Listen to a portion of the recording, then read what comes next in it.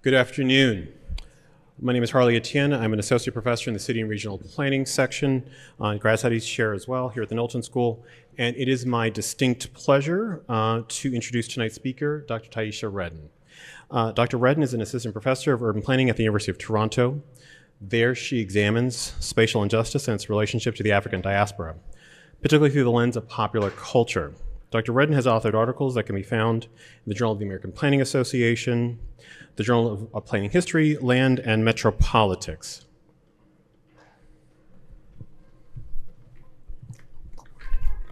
Her current research investigates linkages between Olympic development and public policy. A graduate of Savannah State University and the University of Florida, Dr. Redden previously worked as a policy analyst in the Metro Atlanta region. She has received the American Planning Association's Florida Chapter's Excellence in Neighborhood Planning Award and co-designed Habitat for Humanity International's Advancing Black Home Ownership Initiative affiliate curriculum. At the University of Toronto, Dr. Redden is the Social Policy Concentration Advisor and core faculty instructor for the Master of Science in City Planning. For tonight's talk, Dr. Redden leverages the 2016 Summer Games in Rio de Janeiro as a site of both epistemological exploration and planning critique. Much has been written of Brazil's urban social dynamics, highly influenced its lingering structural effects of slavery, cultural practices. Despite being the second largest black population in the world, Afro-Brazilians and their cultural practices have borne the burden of stigmatization amid Brazil's Eurocentric sociopolitical hierarchy, revealing the layered oppressions experienced by Afro-Brazilians living in the path of Olympic-associated development. Dr. Redden suggests that the coalescence of state-sanctioned campaign to erase black cultural practices from the urban landscape. Ultimately, attendees will consider how the demolitions of terrarianos. Yeah? Terreiros. Close. Yeah, okay. Sorry, my Portuguese is terrible. Discriminatory transit policy and favela removals impede the freedom and visibility of black Brazilians in Rio de Janeiro. On a personal note, I will say I've known Dr. Redden for some time, and I regard her as being a part of the vanguard of new planning scholars who are changing how we examine planning and teach new practitioners to join the field. So I'd like you to join me in welcoming her to the Knowlton School.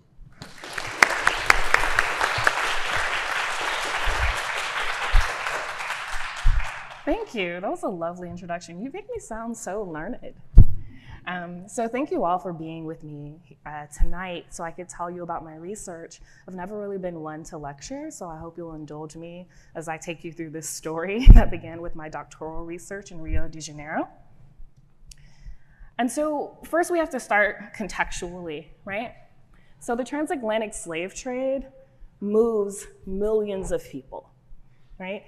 And it's really interesting because sometimes the way that we imagine these populations are based upon the ways that they are visible like culturally, right? So I used to ask my students, what population of the United States is African American at any given time? Anyone know? Oh, I'm not lecturing, this is like class. Anyone have a percentage they think? I'm flattered. Right? It's usually 13 to 14%, right? My students would always be shocked and they'd be like, what? And I'm like, it feels like there's more of us, right? And it's because Black Americans are disproportionately culturally hyper visible, right? And part of that is a function of the fact that the United States is hyper visible culturally, right? So what we know from the transatlantic slave trade is actually the United States got some of the lowest populations of Africans from the continent. High estimates are around 500,000, right? But the Caribbean got about 5 million for comparison, right? And for more contrast, Brazil alone got 5 million. Okay? The average lifetime of an enslaved African in the United States would be anywhere from 30 to 40 years. Right? In Brazil, it was 5. They were so plentiful, so cheap, and so easy to acquire, they were disposable. You could kill your slaves because you could just get more, right? So what this has resulted in is Brazil is actually the largest population of Black people outside of the continent of Africa, right? If you include the whole world, right? If we include Africa, what ranking do you think Brazil has in terms of how many Black people it has? Top 20, Show of hands. Top 10. It's number 2, only second to Nigeria. So I'll do this exercise with you that I do with my students, right? Close your eyes. It's a safe space, right? Everyone's eyes are closed. I can see y'all. Close your eyes, right? Imagine a Brazilian woman, right? Keep it clean, right? Got her in your head? Nod? Okay, open your eyes. Does she have black hair? Is it curly or wavy? Curly, some wavy, right? Is her skin caramel? Some of y'all are like, no. Is her body curvy? Right? There's a reason why there's a universal imaginary or idea of what a Brazilian woman looks like. The mulata is what you just described, the mixed race woman, right? It's because when Brazil fell to a military dictatorship, part of the national propaganda was to send postcards and tourism brochures around the world with pictures of mixed race Brazilian women who were caramel skinned, who were curvy, who had this long curly or wavy hair. They curated an image of what Brazilian women look like, and it's an image that is so long standing that many of you have probably never set foot in Brazil, but you have, and you all share this idea of what Brazilian women look like. But we also know that the vast majority of Brazilian women actually look like me, right? So as we're looking at these trade routes, right, the transatlantic slave trade is not just bringing over people. People are bringing over their cultures with them, right? So when you think of culture, how does culture manifest? Give me some ideas. Food, absolutely, some of the best parts of culture, right? Music, absolutely, right? Bad Bunny's headline the Super Bowl, y'all. Right, what else? Fashion, for sure. Language, absolutely. I'm looking for one particular aspect. Religion, right?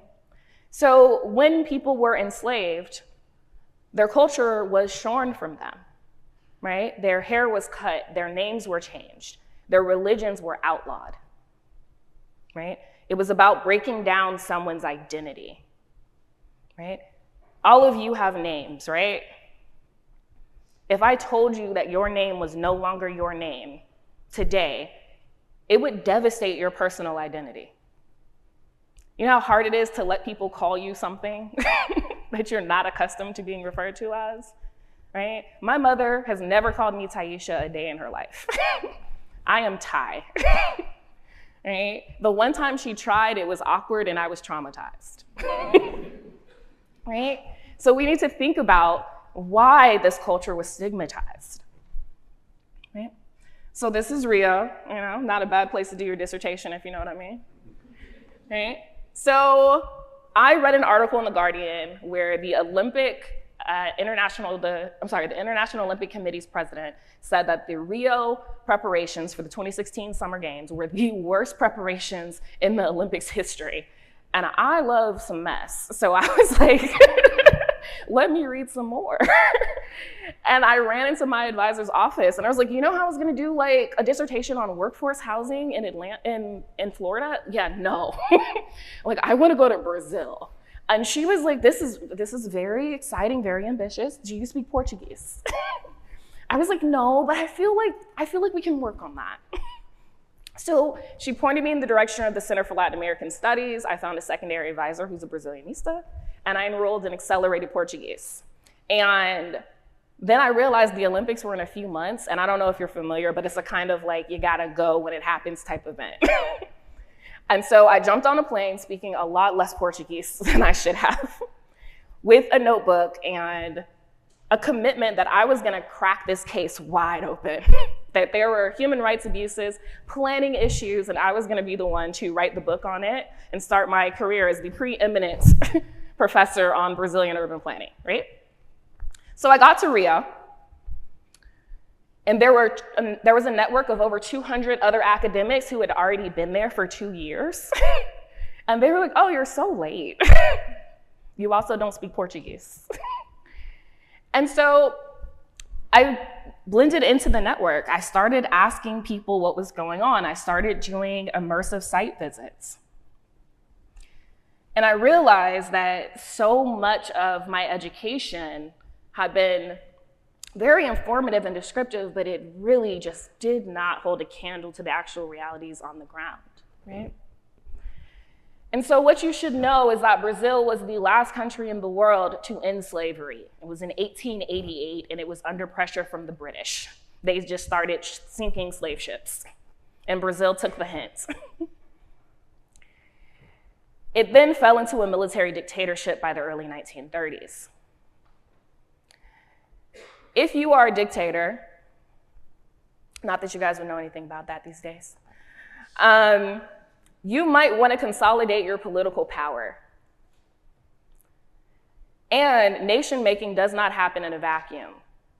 So as Getulio Vargas, Brazil's military dictator, is consolidating his power, he is looking at South Africa, right? The apartheid system operating under the National Party, and he is looking at the United States. And he is trying to strategize on how to consolidate power and end any sort of civil unrest or uprising. So he takes the work of sociologist Gilberto Freire, who has an idea called racial democracy. So Brazil has this little tiny issue. Remember I told you all those black people they brought over? Brazil's a very Eurocentric country. It was colonized by Portugal. And it wants to be a modern European country, but you can't be a modern European country if you are a majority black country. Don't look at me like that. I don't make the rules, I just report it. So Gilberto Freire, in order to reconcile this contradiction, comes up with racial democracy. He argues that Brazilians are a cosmic race, right? That they have the intellect of the European, the spiritual connection with nature of the indigenous person, and the work ethic of the African. And so they are not a black country. They are something special and unique.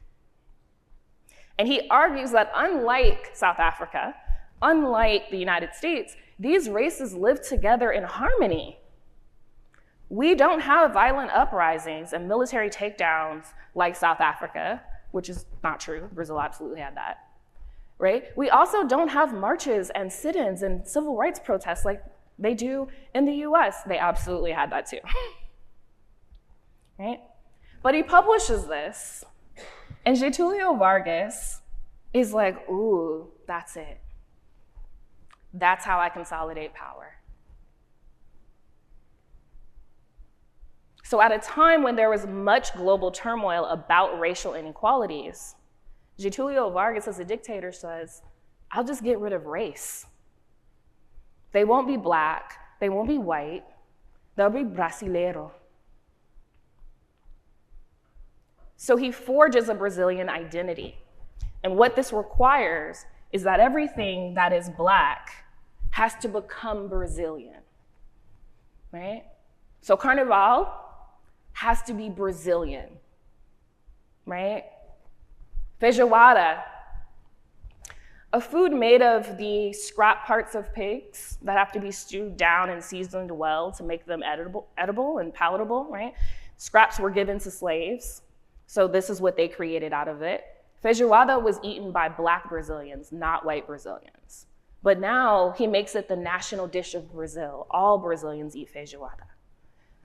Capoeira was the martial art that slaves used to rebel and incite riots on plantations, right? When done well, it looks like slaves are simply dancing, right?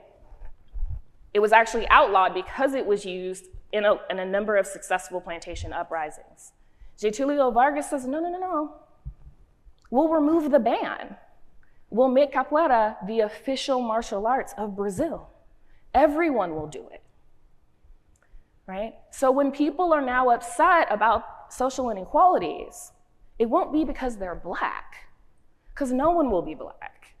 It'll just be the circumstance or the luck of your birth. And this continues to this day. There is and has always been a black consciousness. I don't want to obscure that, right? But it is very common for Brazilians to tell you that Brazil does not have a racism problem. We have a poverty problem. Never mind the fact that 75% of the most impoverished Brazilians are Black.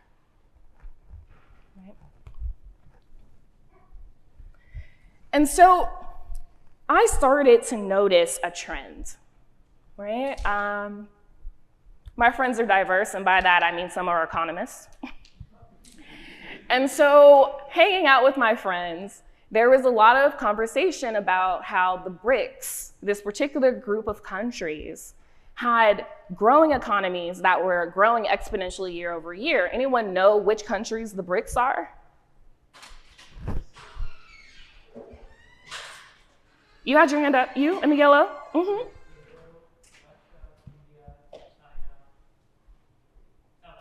Yes, right? So in 2010, a chairman of Goldman Sachs Investment Bank referred to them as the BRICS. They got very excited about this. Like they ended up forming their own little club. They meet to this day, right? Except for Putin, he's got a warrant out, so he has to like zoom in. So also I would like to caution that South Africa probably belongs in parentheses here. Its economy is not as big. And Russia, I would argue, and India are not emerging economies, they are re-emerging economies, right? But in any case, this was a signal to them that if they were to join together, they might have some economic leverage, right? To challenge the global north, right? And so I noticed a particular trend. It was that the BRICS were chasing mega sporting events.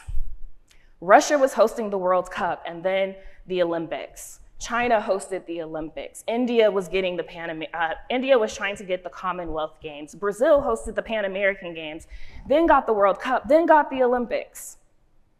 And I was like, I mean, I know Brazilians dig sports, but I feel like there's something else going on here.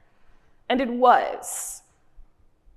Brazil's then president, now president, Lula, said, getting the World Cup and the Olympics is an opportunity for us to show the world that Brazil is open for business.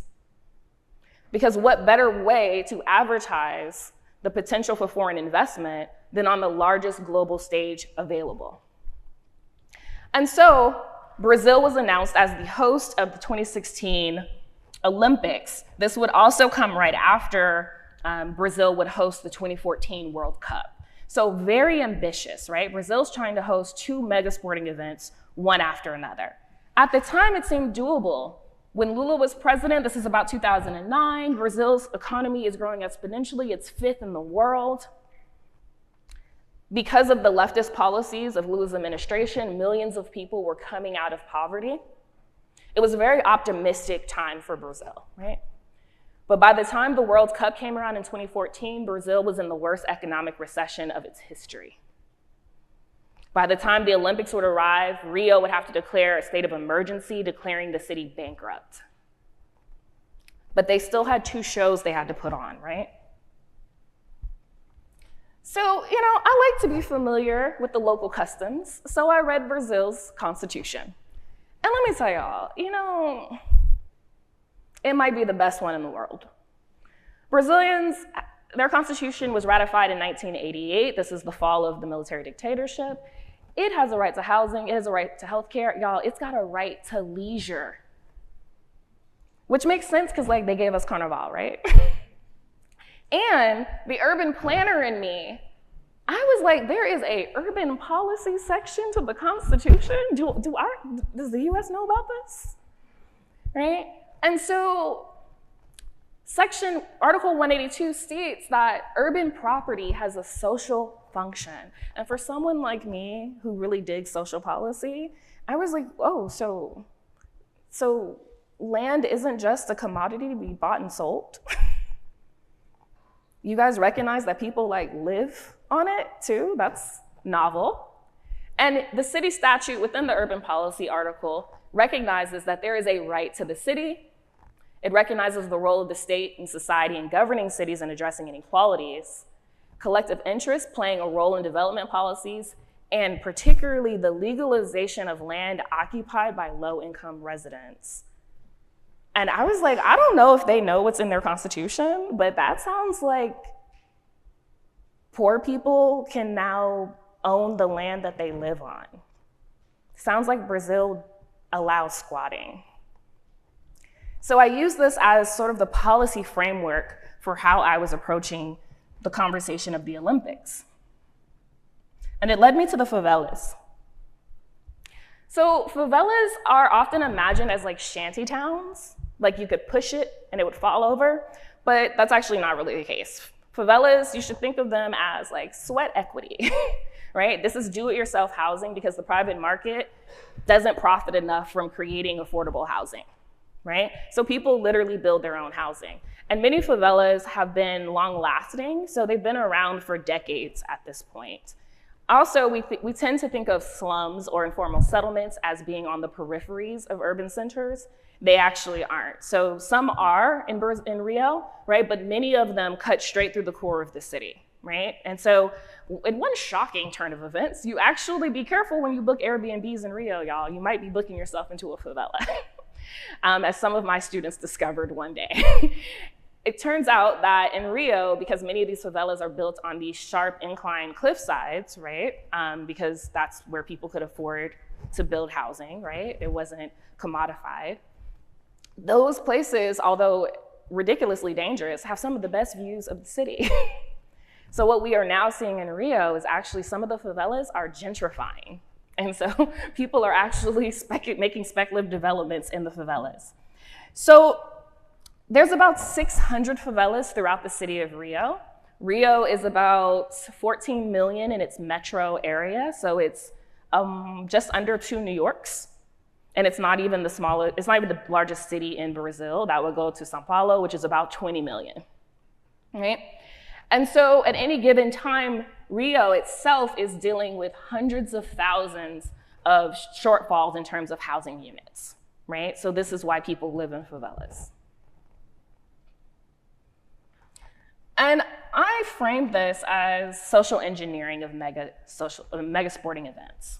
So what I found is, particularly through an analysis going back to the '92 Barcelona games, is that what is happening increasingly is that urban and federal governments have a development agenda that they want to enact, and they just use mega sporting events to get it done. Mega sporting events are usually the single largest mobilization of public funds in a country's history. It also grants the organizing committee the most unfettered executive power, meaning that you can push through development projects with very little democratic buy-in and use the most money available from public funds. So if you wanted to, I don't know, remove a population, you could do so under the guise of, hey, we're gonna have the Olympics.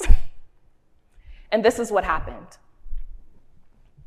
As soon as the Olympics were announced, Rio also announced the demolition of 100 favelas throughout the city.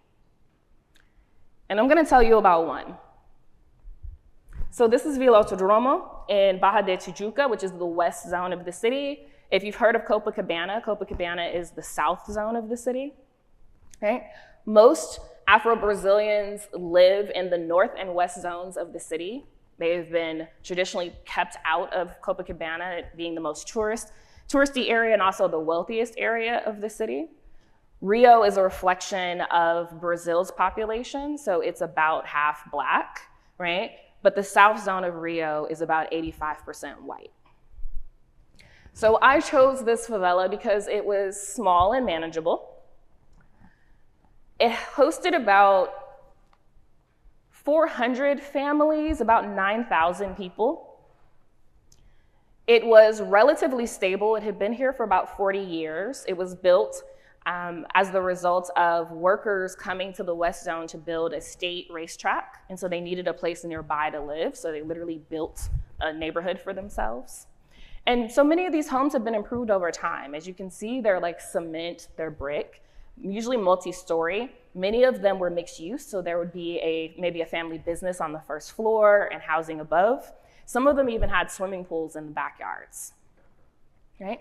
It also had very relatively little crime, and drug trafficking. So, like a little weed here and there. Maybe some property crime, so like maybe you leave something and then people pick it up, right? Or they take it, but not a lot of like gun violence or anything like that.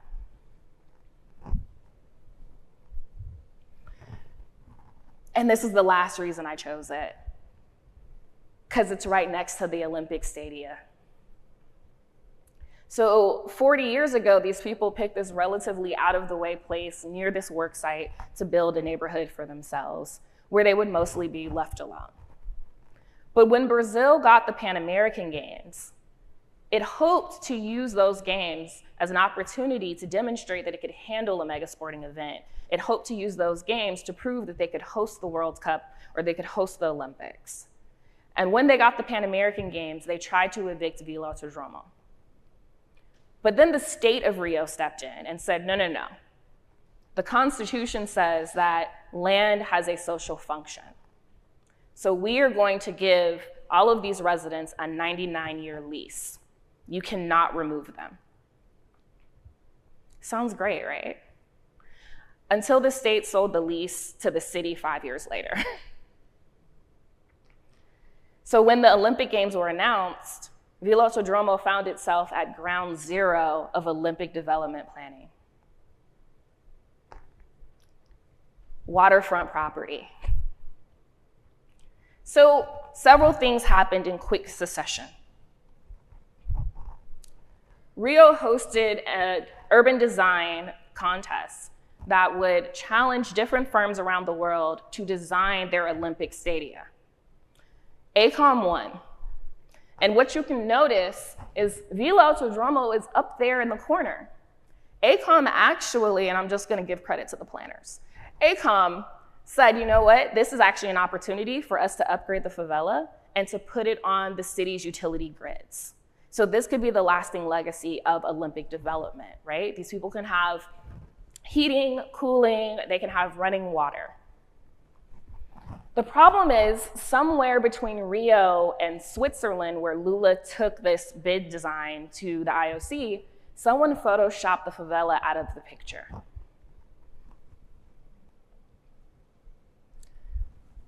In response, urban planners from the 3 different federal universities in the city of Rio created a coalition of social scientists. They created a coalition of sociologists, geographers, anthropologists, even invited a couple architects, because we don't discriminate. And they created the popular plan of Vila Autodromo, right? And so this plan included the Olympic stadia, but it also made good on AECOM's promise to upgrade the favela. And it did even more than that. It became the groundwork for what would become a model of resistance. So this plan was designed along the UN Habitat's ideas of good planning and design. Things like a community that is lively at night. Why would you want your community to be lively at night?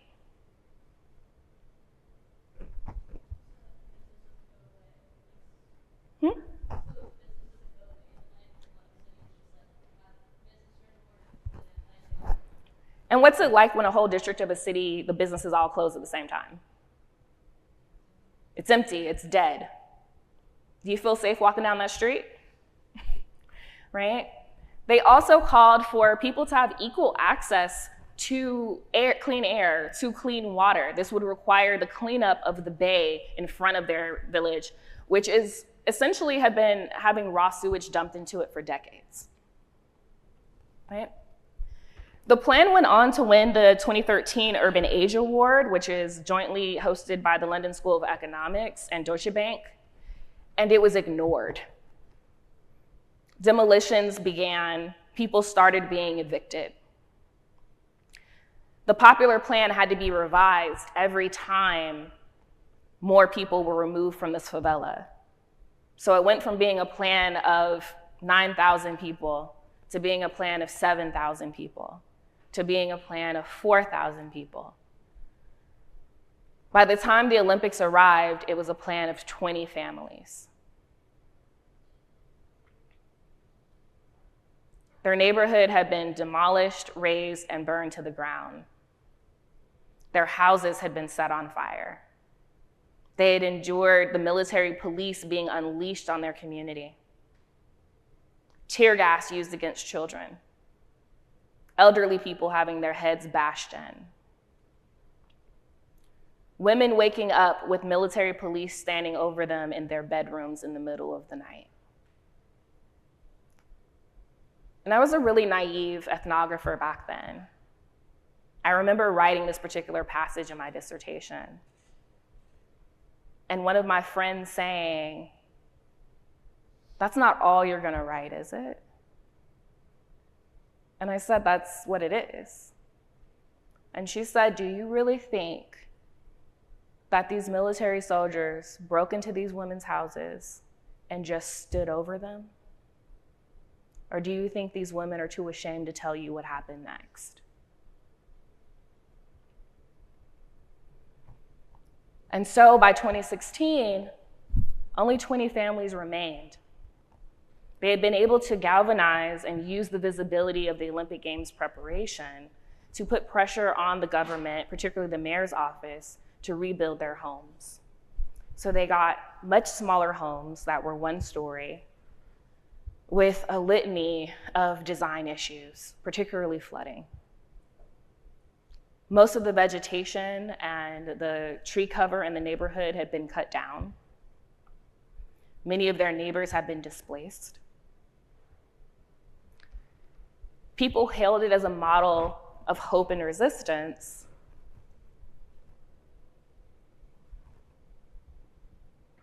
But it didn't feel like a moment to celebrate.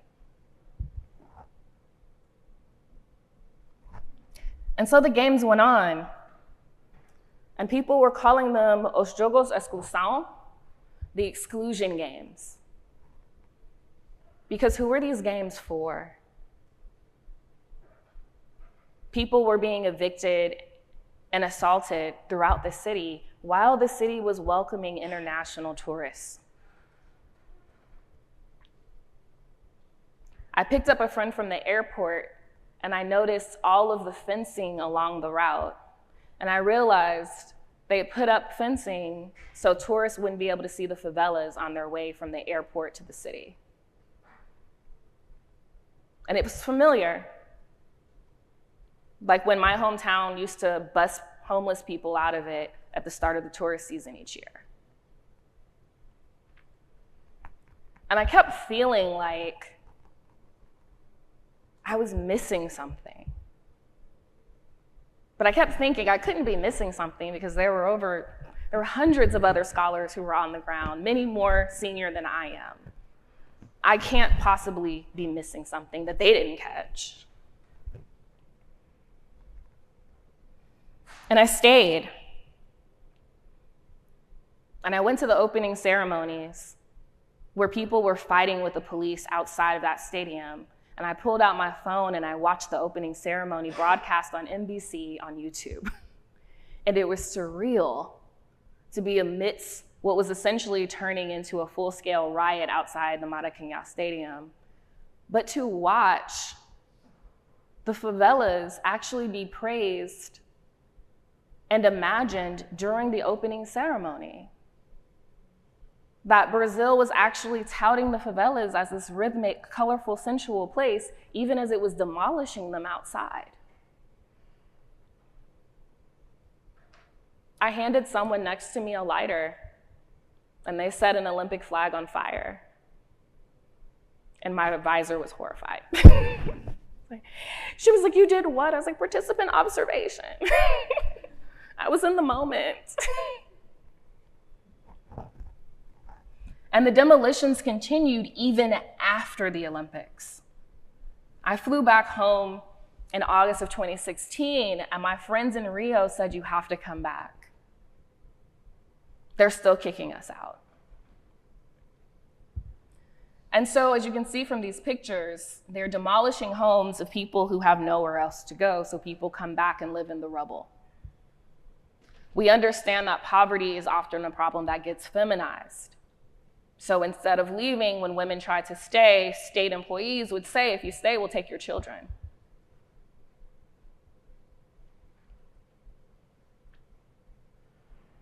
So I went back. And it was worse than I heard. And Navo Manji said that we are the victim of an event that we don't want. And this was in 2016. When I went back again for the third time in 2018, the evictions were still happening 2 years after the event.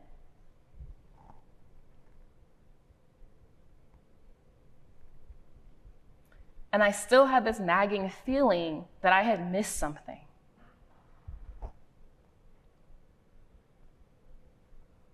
I also try to use the most unflattering pictures for politicians as I possibly can. So this was the mayor of Rio. And what I found is that after the Olympics, he started cutting funding for any Black Brazilian cultural events. And I had this nagging feeling that it's related. I just don't know how. I just can't put the pieces together. So I did what I do, and I read. And I started with Barbara Smith. In the 70s, Barbara Smith said that she had this very odd state of being. As someone that was culturally and socially engaged, she went to a lot of the subculture movements of the 70s. And she said, when I go to queer meetings, they don't care that I'm a woman and they don't care that I'm Black. They just care that I'm gay. And when I go to Black Power meetings, they don't care that I'm a woman and they don't care that I'm queer. They just care that I'm Black. And she said, but unless you can figure all of those things together, you'll never truly address the way that I am particularly discriminated against. It is a holistic process. But she didn't have a word for that. So in 1989, Kimberly Crenshaw writes 2 groundbreaking and seminal articles. And she coins a term. She gives a name to what Barbara Smith and other Black feminist writers before her had been talking about. Anybody know the term that Kimberly Crenshaw coins? Intersectionality, right? And the very important part of this, because I think we don't teach intersectionality very well, it's not just that people have competing and or intersecting identities. It is that at the intersections of those identities, people are rendered invisible. And just for a little extra razzle-dazzle, I read a little Moya Bailey. And Moya Bailey essentially says, hold my beer to intersectionality, and says there is a particular way that Black women get treated. And they've called it misogynoir. And this is when I started to connect the dots. Remember I told you that people bring their culture with them?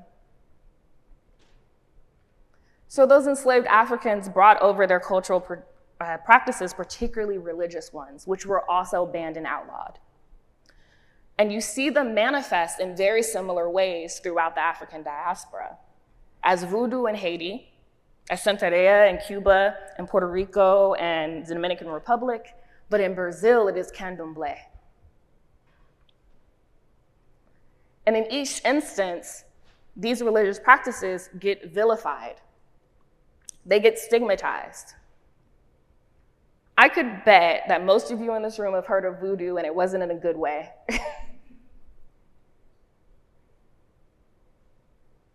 Right? But one of the interesting things about these African syncretic practices is that they are often practiced alongside Christianity. So if you go to Haiti, many people practice voodoo, they are also Catholic. If you go to Brazil, many people practice candomblé, they are also Catholic. Right? It doesn't mean that these practices are accepted. And remember how I told you that Getulio Vargas started making all of the Black cultural traditions Brazilian instead of Black? He was never able to co-opt the religions, right? So this is Mother Marina de Oxum.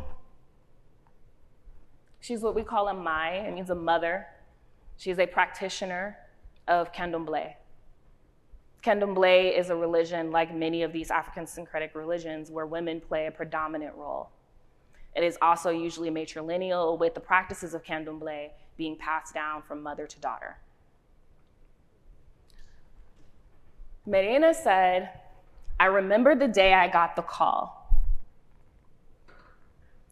They had set her house on fire. Her home was her home, but it was also a terreiro, a place of worship, a Candomblé temple, a place where her sacramental gowns were, a place where the photographs, the pictures, the writings from her mother were stored, where her initiates, her trainees, were actually staying." She said, "What saddens me the most are the work materials and the photographs. I have a whole history with Candomblé shaped by my mother. When the fire was investigated, they found that it was set on her altar and that the kindling used were her ceremonial dresses. So this was not just an arson. This was an arson that was aimed at her religion."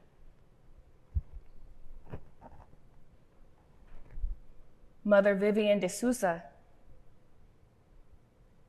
she said, "When they called me, I just broke down and cried because I was 2 hours away and I knew by the time I got there, nothing would be left."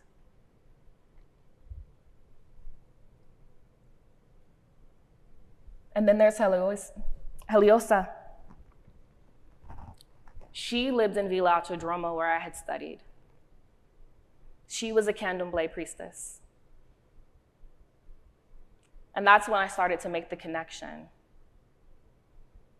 And I went back to my earlier notes, and I started digging through my list of all the favelas that had been announced as sites of demolition when the Olympics were announced.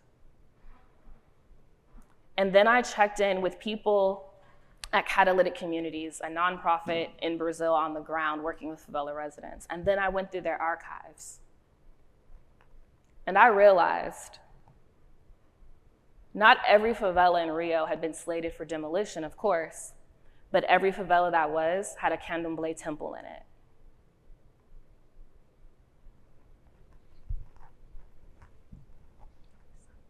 So this is Heloisa's house, quite large. It had a garden where she would grow herbs. She was kind of a cultural center of the community. People would come to her for like little remedies, for prayer. She also had 2 apprentices who were staying with her.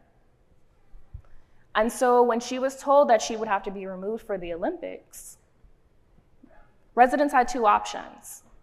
You could get a cash settlement, but that settlement would only be for the physical structure on top of your land, not your land. And I was like, the land is the most expensive part. We're talking about waterfront property, baby. In this economy, you want to pay me for the wood on top of it? Right? So certainly not enough that you would be able to go out and buy another house. Or you could do a key-for-key exchange in a social housing unit, which in Brazil operates a little bit different. After a set number of years, you could sell that unit for a profit and move into the private market. But many of these locations were far away. So when we're thinking about people's transit options, right, this definitely changes things for them. But Heloisa was like, I'll just take a cash settlement. That's fine. I'll figure it out. I don't want any problems. So she went and she negotiated her settlement. They gave her an amount. She agreed to it. And she waited. And she didn't get a check. But her neighbors didn't get checks either. And in fact, state employees had started telling her neighbors, oh, we gave your check to Heloisa. You might imagine people showing up at her house very angry. So when she went to the Secretary of Housing's office to sort this out, she explained her situation. She said that I really need this money to relocate. I don't want to cause any problems. I just want the money that's owed to me, nothing else. He looked at her and he said, Macumbeira. It means witch. And then they kicked her out.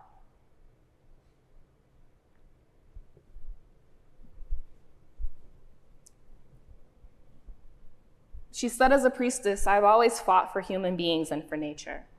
My plight to preserve my sacred religion has led me to fight a bigger battle with a more comprehensive perspective against racism, religious racism, and for the struggle of all of us Black women.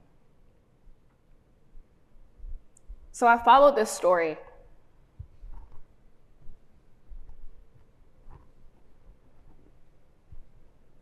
Heloisa was moved from Baja de Tijuca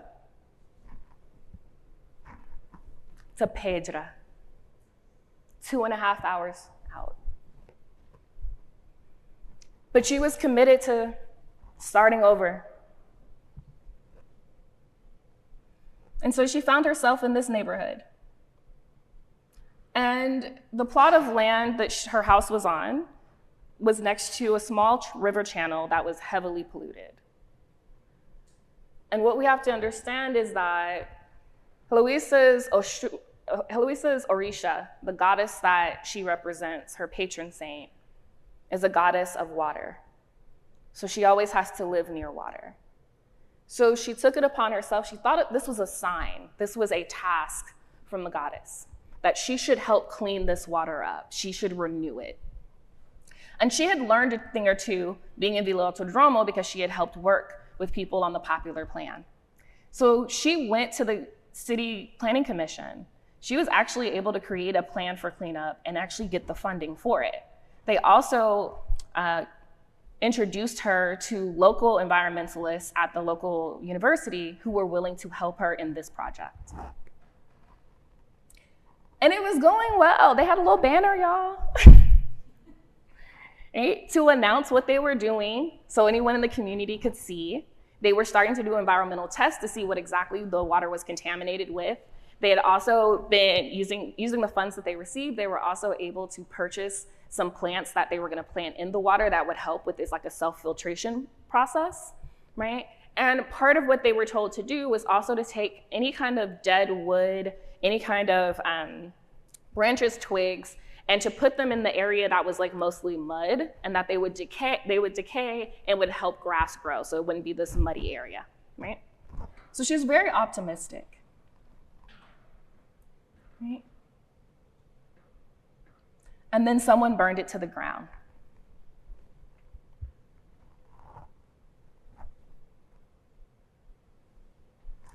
And so I dug in to the data.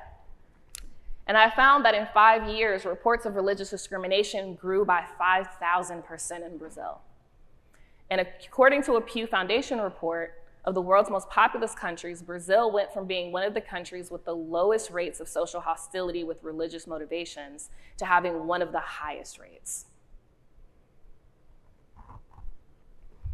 And I realized this is what I had been missing. I, like so many planners, had gone to Brazil to crack this case wide open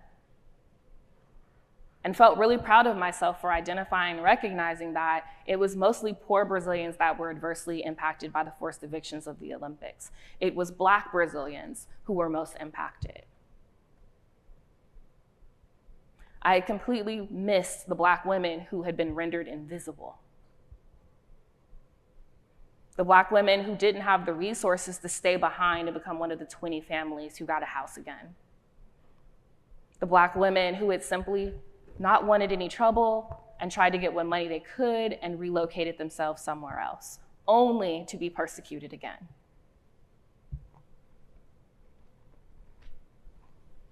So you'll find Brazil in the middle column. And although Brazil is a majority Black country, the percentage of people in Brazil who actually practice candomblé or umbanda, a similar religion, is actually quite small. It represents 1% to 2% at most of the population. They are 90% of the religious hate complaints.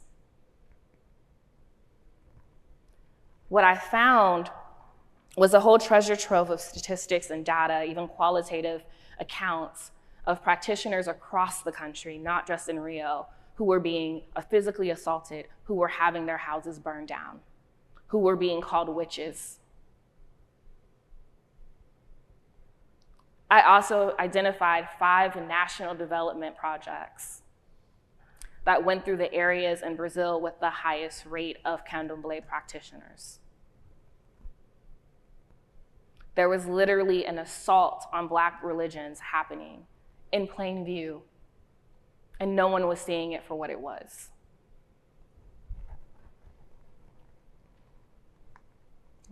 According to the Center for the Promotion of Religious Freedom and Human Rights, of the 52 reports of religious intolerance from 2016 to 2017, 34 were from followers of candomblé. In 2021, there were 581 complaints, with the highest number recorded in Rio. I had missed it. We had all missed it. 200 some odd academics. And so 2015 to 2024 was supposed to be the International Decade for People of African Descent, proclaimed by the United Nations. It was supposed to be a decade of recognition, justice, and redevelopment. Heloisa wrote an open letter to the United Nations.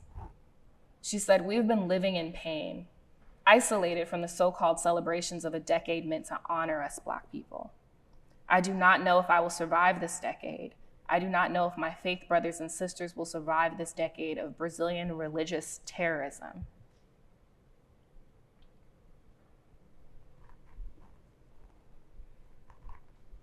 I sat with this.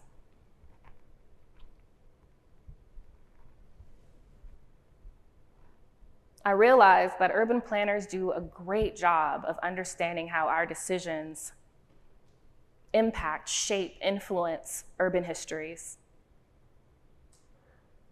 And that cultural scholars do a great job of understanding how culture emerges from urban histories. But what neither side realizes is that urban policy decision-making creates culture. Urban planners can create the space for people to thrive, and when people thrive, we create. That is what humans are best at. But urban planners wield the power to snuff out culture entirely. When people have to survive, we have very little time to create.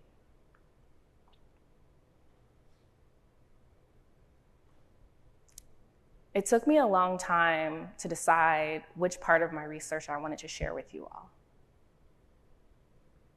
I do flashier stuff, hip hop, films.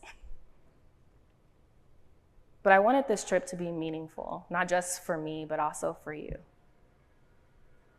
And as someone who believes in effective and emotional planning, I wanted to take the opportunity to be vulnerable with you and to share with you one of my greatest failures. It haunts me. When planners miss things, people die.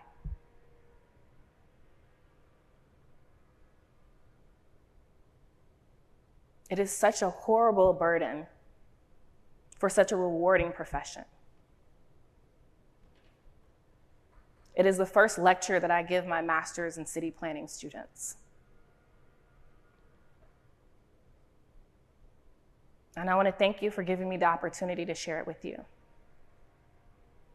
That's all I got for you.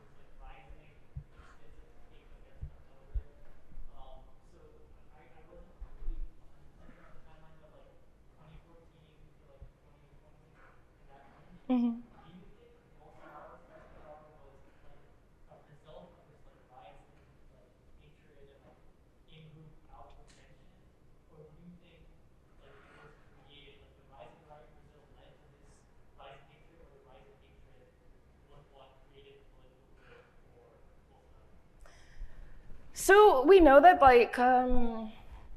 there's a far right sentiment like going through the globe, right? Like far right political parties are experiencing a reemergence, and conservatism overall, right? I will say that the rise in religious hate in Brazil has been linked to a rise in evangelical Christians in Brazil, many of whom are even partnering with some of the drug traffickers. They have been implicated, some have been prosecuted, essentially partnering with them to allow the drug traffickers to do the violence against these candomblé practitioners that the evangelicals don't want to do themselves. We do see that on a state level, Brazil is quite aware that this violence is happening and it's not doing anything, and that in itself, policy and action is policy, right? So I don't think that it's a situation that is particularly distinct to Brazil. I think that we see this around the world, this is happening. But this is just particularly the way that it has manifested. I don't know if I want to conjecture about what fuels or drives the other. I would rather say that there is a synergy.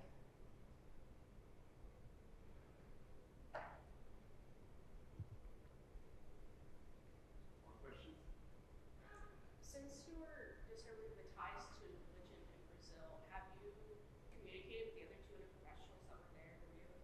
I don't have a list. There's no group chat.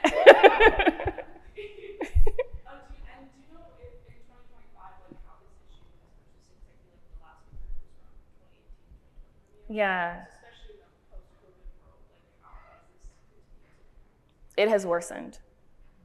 Brazil is really good at keeping statistics of religious hatred complaints, and so it has continued to increase. There has been hope that with the administration of Lula, because Lula is now back in office, that we might see a change in this. I don't know how true that will be.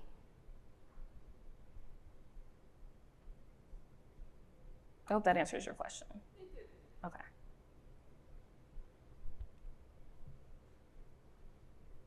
Sure.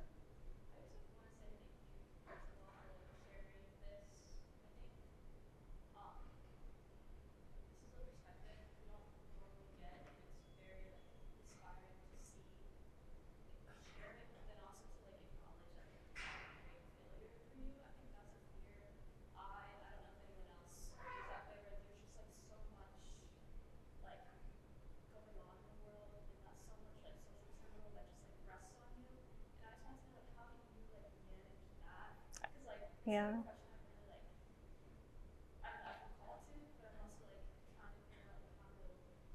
I take a lot of midday naps. It's like, it comes at you quick and from every direction. It's like, yo, climate change and war over here and genocide over here. And it's like, yo, I just want to watch Star Trek and go to sleep. Right?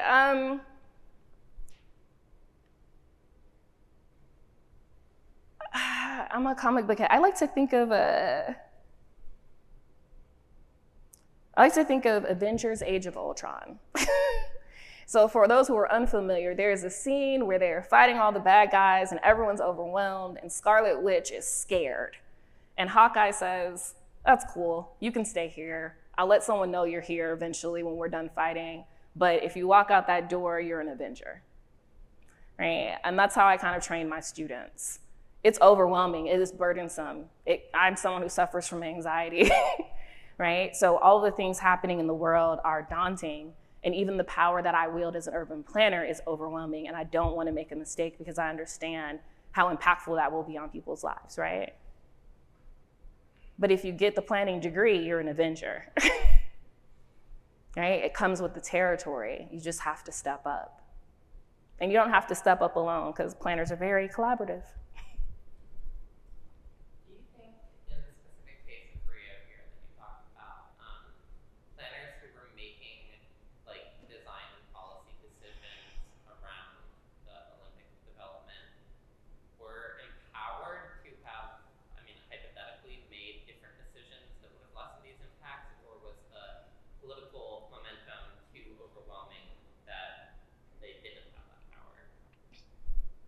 I think planners also always have power.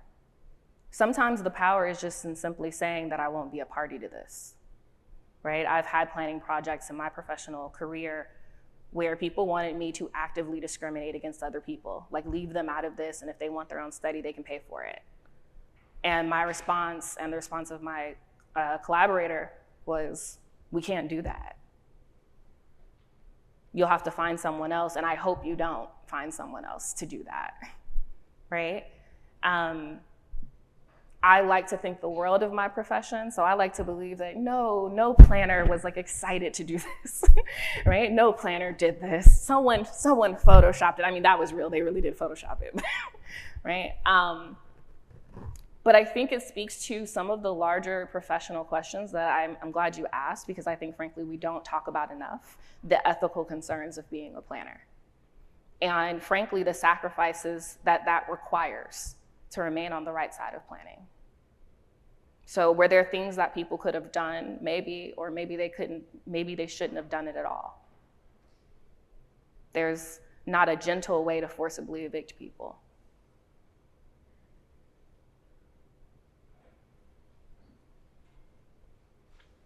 Sure.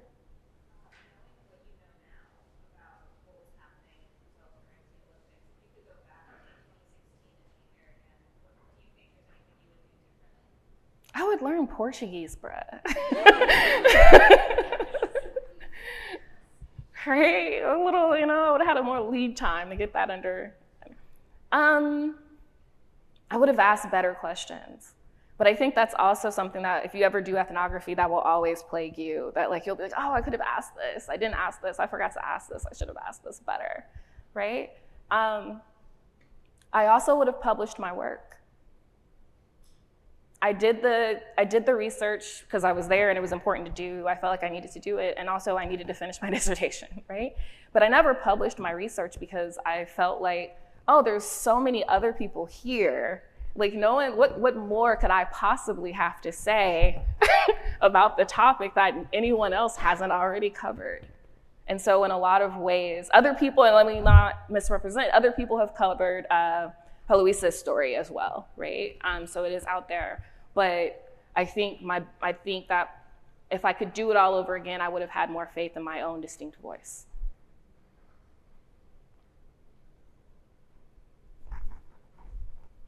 As adult instructor to students to Rio in 2015, Mm-hmm. really critical to hear your thoughts and perspectives, and what I was trying to prep some of my students for before we went, but to really hear more of how it fleshed out. Thank you for explaining and articulating that.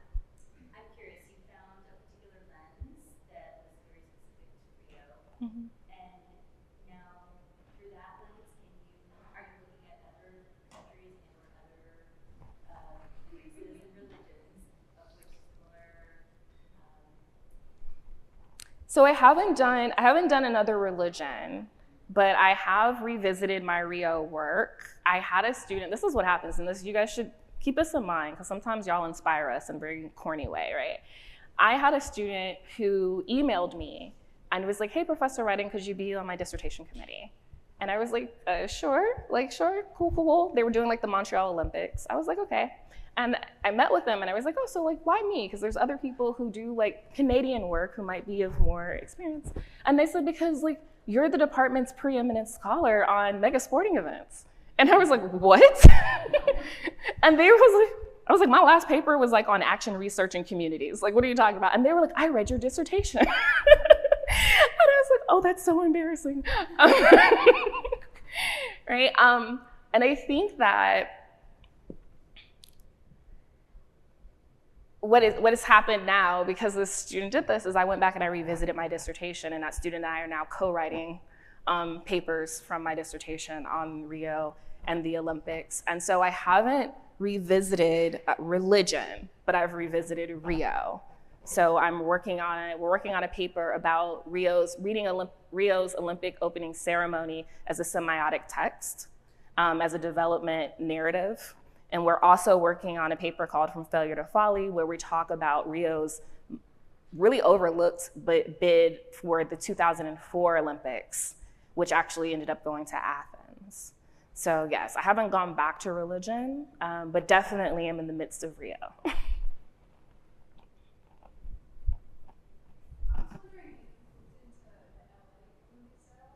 I already wrote the grant application.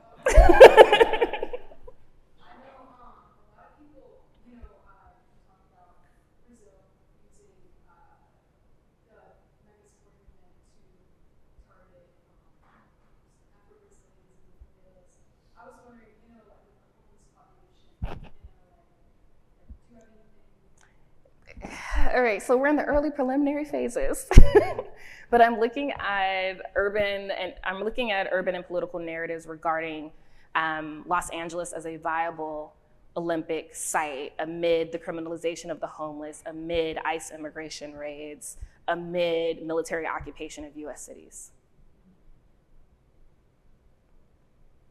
Never a dull moment over here.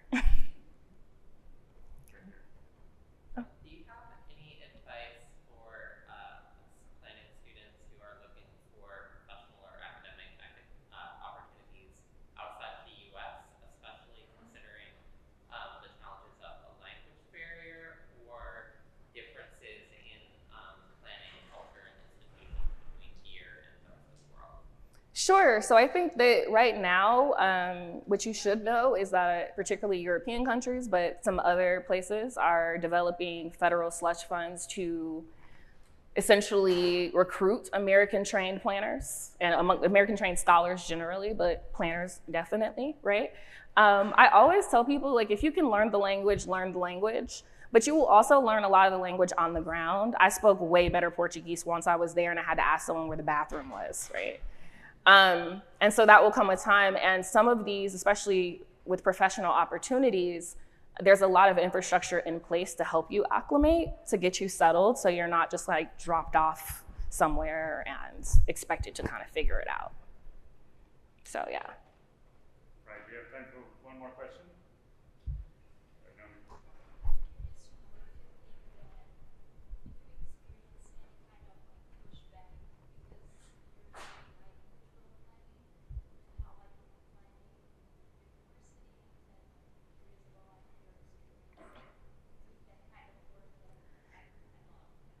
Sure. So I thought it was really interesting that, so you guys are probably unfamiliar. So fresh out of my PhD in planning, I got a 2-year postdoc at a liberal arts college. And from there, I started a tenure track position there before going to the University of Toronto. So one thing that really bothered me about our kind of academic organization, ACSP, is that there were no resources for me because I wasn't at a member institution. I wasn't at a school that had a planning department, right? And I took it as an opportunity to kind of expand myself, right? So I think of myself as a planner, but like, what else is my work in conversation with? And I was like, well, I do Black people. And so it was like, Black studies it is, right? And so I also was like, oh, I do Latin America, like, and I do the Caribbean, right? And so I started going to different conferences. I started to engage with other disciplines outside of planning, right? And what I found interesting was like, when I went to like Caribbean Studies Association, all these planners were coming out of the woodworks. And I was like, who are you people? And it was like, oh, we're not at planning departments. We're in Latin American studies departments. We're in Asian studies departments. We're in American studies departments, right? And when I eventually did come to a member institution at University of Toronto, and now I am a conference co-chair for ACSP, I brought this to our leadership's attention that we have so many like long lost planners hiding in all these other fields and departments that we are also not supporting, right? And so because we're not supporting them and because our resources are not available to them, they're not publishing in planning journals. They're not going to ACSP, they're going to LASA, they're going to Caribbean Studies Association, right? They're going to ASA, American Sociological Association, right? They're publishing in geography journals, right? They're going where they are welcomed and where they are embraced. While the field of planning keeps pushing back on its more junior faculty who are doing more cutting edge research and policing us by asking us, is this really planning? And I was like, well, I know there's no site plan in it, but, but I think this is relevant to planners. I don't think everything, requires a studio course. And so we do get, this is difficult, right? And I've shared with people here that I've presented papers of new research, and then planning journal after planning journal after planning journal rejects it because this isn't really planning. You're doing cultural studies. And I was like, how do you believe, if planners design cities, how do you believe that we are removed from the culture that arises from those cities? And so it becomes difficult because you feel like planning wants to replicate it, just wants to reproduce itself. They just want topics that are familiar to them, and they just want it presented in ways that are familiar to them. And this is the last comment, I will share this with you. As I shared with a student earlier today, you have to be committed to your vision of you. I had a very strong idea of who I was and who I was supposed to be in my head. And you have to understand that not everybody shares that vision, right? But you have to be committed to it. I had a professor tell me my first semester, you would do better at a Black school where people like you belong. That professor now winces every time she sees me at conference with my little presenter badge on. Right? So I think when you experience pushback, now some of the pushback might be warranted, okay? Like maybe your methods is a little sloppy, right? But that's nothing peer review can't fix, right? But you also have to understand that the work that you're doing, the research that you're doing matters. I tell my students, they are not my students, they are my junior colleagues. I'm giving them and equipping them with the skills they need in order to be the best version of the planners they are destined to be. As overwhelmed as I am with the way things are going, I know that I'm training planners who are going to answer questions that I haven't even thought of yet. All hearts and minds are clear? All right, see you later.